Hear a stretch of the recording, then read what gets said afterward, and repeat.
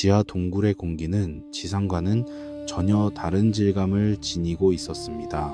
습기 머금은 서늘함은 소년의 피부를 타고 스며들어 뼈마디 하나하나를 차갑게 식혔지만 연호의 손에 쥐어진 기린 황금극에서 뿜어져 나오는 온기는 그 냉기를 기분 좋게 밀어내고 있었습니다. 소년은 자신을 감싸고 있는 황금빛 안개를 굽어보았습니다. 그것은 단순한 빛이 아니라 살아 움직이는 생명의 파동이었으며 연호의 호흡과 완벽한 일치감을 보이며 일렁이고 있었습니다. 동굴 천장에서 떨어지는 낙수 소리가 고요한 정적을 깨트릴 때마다 그 파동은 잔물결처럼 퍼져나가 어두운 동굴 벽면을 황금색으로 물들였습니다. 연호는 천천히 호수 중앙의 섬을 둘러보았습니다.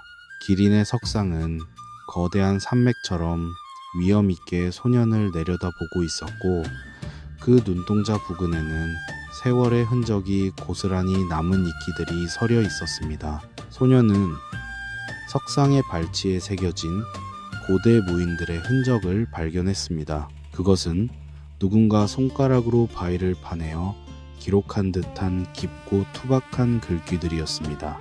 비록 문자를 읽을 수는 없었으나 연호는 그 굴곡 하나하나에서 느껴지는 절박함과 숭고한 의지를 본능적으로 깨달았습니다.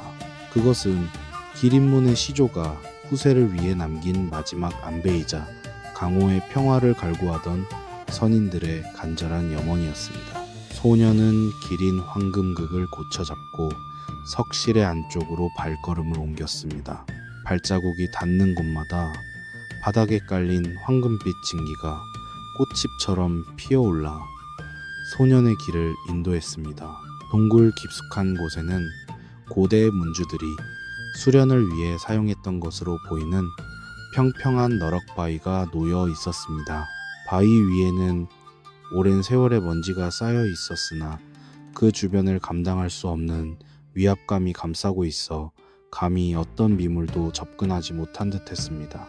연호는 그 바위 위에 정자하고 앉아 눈을 감았습니다. 그러자 소년의 의식 속으로 기린문의 역사가 파노라마처럼 펼쳐지기 시작했습니다. 그것은 말로 전해지는 역사가 아니라 기운을 통해 전달되는 생생한 기억의 조각들이었습니다. 태초에 사방의 신수들이 자신의 영역을 차지하기 위해 다툴 때 대지는 찢어지고 하늘은 불타올랐습니다. 청룡의 뇌전이 대지를 갈랐고 주작의 화염이 숲을 태웠으며 백호의 금강기가 바위산을 가루로 만들고 현무의 냉기가 강물을 얼렸습니다. 그 무질서와 파괴의 한복판에 기린이 나타났습니다.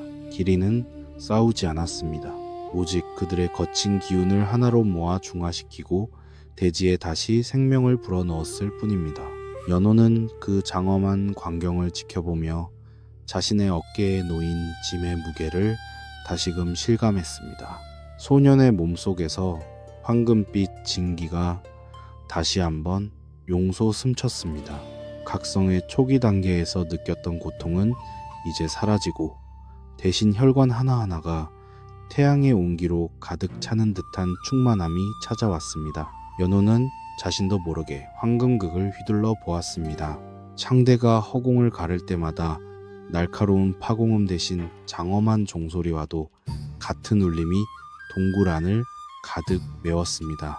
반투명한 황옥 창날은 궤적을 그리며 오색의 구름을 만들어냈고 그 구름이 닿는 곳마다 동굴의 거친 바위들이 매끄러운 보석처럼 변해갔습니다. 그것은 파괴를 위한 무공이 아니라 만물을 정화하고 본래의 모습으로 돌려놓는 기린만의 절대적인 권능이었습니다. 연호는 너럭바위 옆에서 작은 성문을 발견했습니다. 소년의 손이 문에 닿자 기다렸다는 듯 육중한 돌덩이가 소리 없이 옆으로 밀려났습니다. 문 안쪽에는 역대 문주들이 사용했던 비극과 유품들이 정갈하게 보관되어 있었습니다. 그 중에서도 연호의 시선을 사로잡은 것은 투명한 유리암 안에 보관된 한 벌의 의복이었습니다.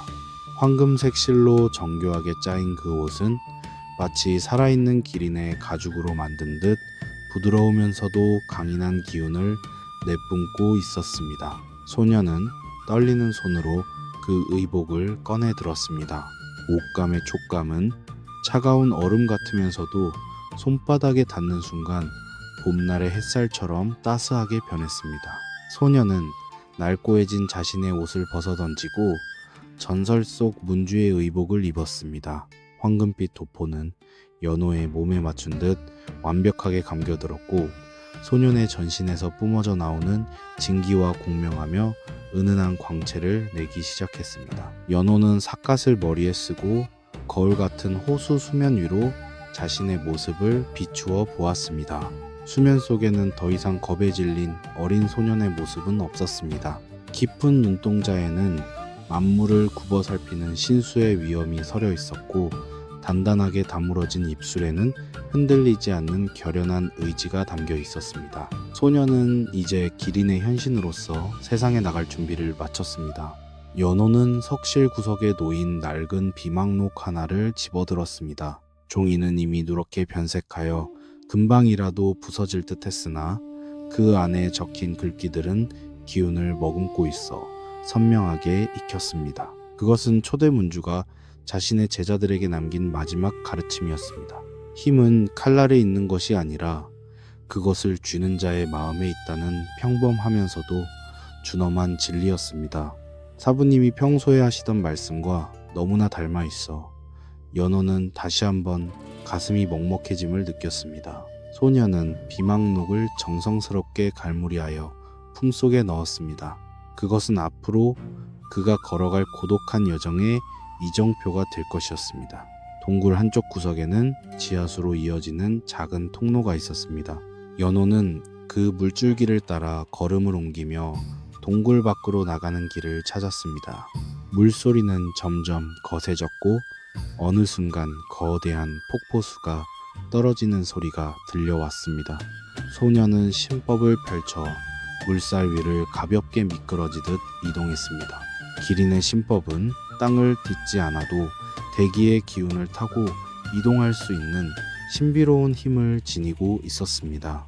연호의 발밑에는 황금빛 연꽃이 피어났다가 사라지기를 반복했고 소년의 신형은 한 줄기 금색 성광이 되어 어두운 통로를 가로질러 나갔습니다. 마침내 통로 끝에서 희미한 빛이 보이기 시작했습니다. 그것은 지상의 태양빛이 아니라 귀곡의 출구를 지키는 결계의 광채였습니다. 연호는 기린 황금극을 앞세워 그 결계 속으로 몸을 던졌습니다. 순간 전신을 압박하는 강력한 진동이 느껴졌으나 소년의 몸을 감싼 황금빛 기운은 그 충격을 부드럽게 흡수하며 소년을 밖으로 밀어내 주었습니다. 눈을 떴을 때 연호는 귀곡의 울창한 숲 한복판에 서 있었습니다. 하늘에서는 여전히 검은 연기가 가늘게 피어오르고 있었으나 숲의 나무들은 기린의 강림을 축복하듯 일제히 고개를 숙이며 바스락거리는 소리를 냈습니다.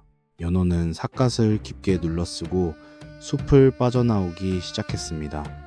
소년의 감각은 이제 이전과는 비교할 수 없을 정도로 예민해져 있었습니다. 수십리 밖에서 움직이는 산짐승의 숨소리부터 땅 밑에서 흐르는 수맥의 움직임까지 모든 정보가 소년의 뇌리에 선명하게 각인되었습니다. 연호는 그 예리한 감각을 이용해 사신당의 순찰대를 피해 나갔습니다. 지금은 정면으로 대결할 때가 아니었습니다. 소년은 먼저 무너진 문파의 흔적을 살피고 생존자가 있는지 확인해야 했습니다. 하지만 숲을 지나 도달한 기린문의 입구는 참혹함 그 자체였습니다. 아름답던 정문 돌기둥은 반으로 꺾여 나뒹굴고 있었고 제자들이 수련하던 연무장은 거대한 구덩이가 파인 채 잿더미가 되어 있었습니다. 연호의 심장이 다시 한번 요동쳤습니다. 소년은 황금극을 움켜쥔 손에 힘을 주었습니다. 그 순간 창 끝에서 뿜어져 나온 금빛 기운이 대지 속으로 스며들었고 근처에 쓰러져 있던 어린 제자의 시신 위로 투명한 꽃잎들이 덮였습니다. 기린의 자비는 죽은 자에게조차 평온을 선사했습니다. 연호는 제자들의 시신을 하나하나 정성스럽게 수습하여 숲의 깊은 곳에 묻어주었습니다. 비록 말은 없었으나 소년의 눈빛에는 그들의 목까지 짊어지고 나아가겠다는 묵직한 맹세가 서려 있었습니다.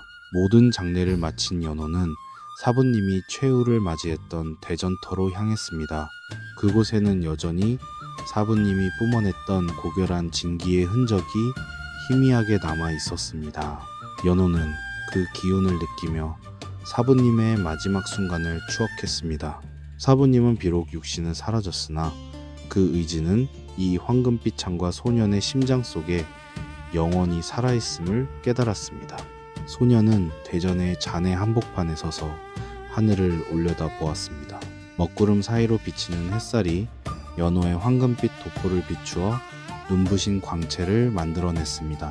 이제 길이는 더 이상 숨지 않을 것이었습니다. 연호는 산 아래 마을로 향하는 길을 택했습니다. 그곳은 이미 사신당의 무례배들이 점령하여 백성들을 도탄에 빠뜨리고 있다는 사실을 감각으로 알고 있었습니다. 소년의 발걸음은 무거우면서도 경쾌했습니다. 무거운 것은 그가 짊어진 책임감이었고, 경쾌한 것은 그가 지닌 절대적인 무력이었습니다. 길가에 버려진 낡은 깃발을 지날 때 연호는 그것을 밟지 않고 가볍게 넘어갔습니다. 기린의 제자는 그 어떤 미물에게도 함부로 대하지 않는다는 문파의 오랜 규칙을 소년은 몸소 실천하고 있었습니다. 멀리서 마을 아이들의 울음소리와 사신당 무사들의 거친 욕설이 들려오기 시작했습니다. 연호의 눈동자에 서린 황금빛이 분노로 인해 더욱 짙게 타올랐습니다. 소년은 기린 황금극의 창대를 바닥에 가볍게 찧었습니다. 그 순간 보이지 않는 진동이 지면을 타고 마을 입구까지 뻗어나갔고, 거칠게 날뛰던 사신당 무사들의 말들이 갑자기 무릎을 꿇으며 땅에 엎드렸습니다. 그것은 짐승들이 상위의 존재인 영수의 기운을 감지하고 본능적으로 복종하는 광경이었습니다. 연호는 이제 삿갓을 고쳐 잡으며 마을의 어귀로 천천히 걸어 들어갔습니다. 마을 사람들은 낯선 차림의 소년이 등장하자 두려움과 기대를 동시에 품은 채 숨을 죽였습니다. 소년의 등 뒤로는 보이지 않는 기린의 형상이 거대한 산맥처럼 떠올라 마을 전체를 감싸 안았습니다. 사신당의 무사들은 자신들의 몸이 갑자기 천근만근 무거워지는 것을 느끼며 당황했습니다. 그들이 휘두르려던 칼날은 허공에서 멈추어 섰고, 그들의 단전에서는 기운이 역류하며 극심한 통증을 유발했습니다. 기린의 중화력이 그들의 부정한 기운을 억누르기 시작한 것입니다. 연호는 그들 중 가장 악질적인 행동을 일삼던 자의 앞으로 다가갔습니다. 소년은 창을 휘두르지 않았습니다. 오직 차가운 눈빛으로 상대를 응시했을 뿐입니다. 하지만 무사는 마치 거대한 태양 앞에선 얼음처럼 온몸을 떨며 바닥에 주저앉았습니다. 그의 눈에는 소년의 모습이 아니라 온 세상을 불태울 듯한 거대한 황금빛 신수가 보였기 때문입니다. 연호는 그를 지나쳐 마을 광장으로 향했습니다. 광장 중앙에는 사신당의 승전을 기리는 깃발이 오만하게 꽂혀 있었습니다. 연호가 창 끝으로 그 깃발을 가볍게 가리키자 붉고 푸른 깃발들은 순식간에 재가 되어 흩날렸습니다. 이것은 선전포고였습니다. 사신당의 지배 아래 신음하던 강호에 새로운 주인이 나타났음을 알리는 장엄한 신호탄이었습니다. 마을 백성들은 하나둘씩 집 밖으로 나와 소년의 발치에 엎드려 절을 올렸습니다. 연호는 그들을 일으켜 세우며 따뜻한 진기를 나누어 주었습니다. 굶주리고 병든 자들의 상처가 씻은 듯이 나았고, 절망에 빠졌던 이들의 가슴 속에 희망의 등불이 켜졌습니다. 연호는 이제 자신이 가야 할 길이 단순한 복수가 아님을 다시 한번 확인했습니다. 그것은 무너진 세상을 다시 세우고 억눌린 자들을 해방하는 성스러운 행진이었습니다. 밤이 찾아오자 연호는 마을의 작은 사당 안에서 휴식을 취했습니다. 기린 황금극은 소년의 곁에서 은은한 빛을 내며 밤을 지켰습니다. 소년은 꿈속에서 다시 한번 사부님을 만났습니다. 사부님은 소년의 어깨를 두드리며 이제 시작일 뿐이라고 격려해 주셨습니다.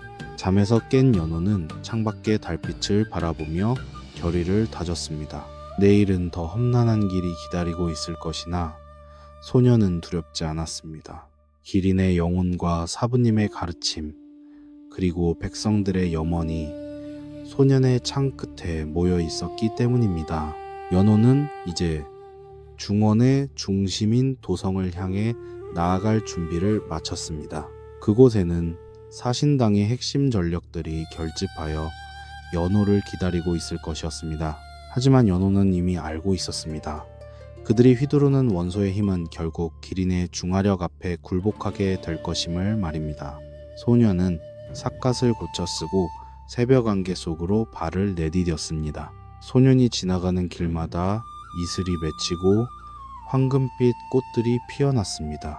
전설은 이제 귀국의 심연을 벗어나 광활한 강호의 세계로 뻗어나가고 있었습니다. 길고 긴 동굴에서의 고독과 각성의 고통은 이제 소년의 단단한 기반이 되었습니다. 유산으로 물려받은 황금창과 의복은 소년의 신체 일부처럼 자연스럽게 움직였습니다. 연호의 호흡은 대기의 흐름과 동조하며 소리 없이 강호의 기류를 바꾸고 있었습니다. 이제 중원의 모든 무인들은 느끼게 될 것입니다. 사라졌던 오방의 주인이 다시 돌아왔음을, 그리고 그가 휘두르는 창 끝에서 새로운 시대의 서막이 열리고 있음을 말입니다. 소년은 묵묵히 걸었습니다. 그 뒤로 길게 뻗은 황금빛 길은 곧 강호의 새로운 질서가 될 것이었습니다. 멀리 보이는 지평선 위로 태양이 솟아오르며 연호의 뒷모습을 비추었습니다.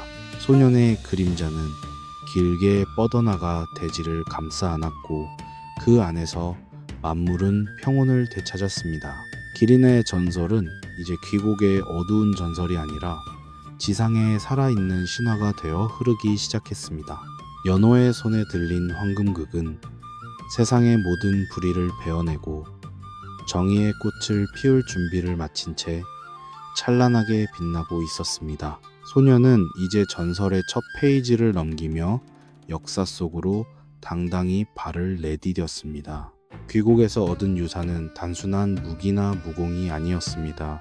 그것은 세상을 향한 책임감이었고 스스로를 태워 타인을 밝히는 고결한 희생의 정신이었습니다. 연호는 그 정신을 잊지 않기 위해 매 순간 자신의 진기를 정화하고 또 정화했습니다. 소년의 내면은 이제 투명한 황옥처럼 맑아졌으며 그 안에서 뿜어져 나오는 광채는 그 어떤 어둠도 침범할 수 없는 신성한 영역을 구축했습니다. 이제 소년은 혼자가 아니었습니다.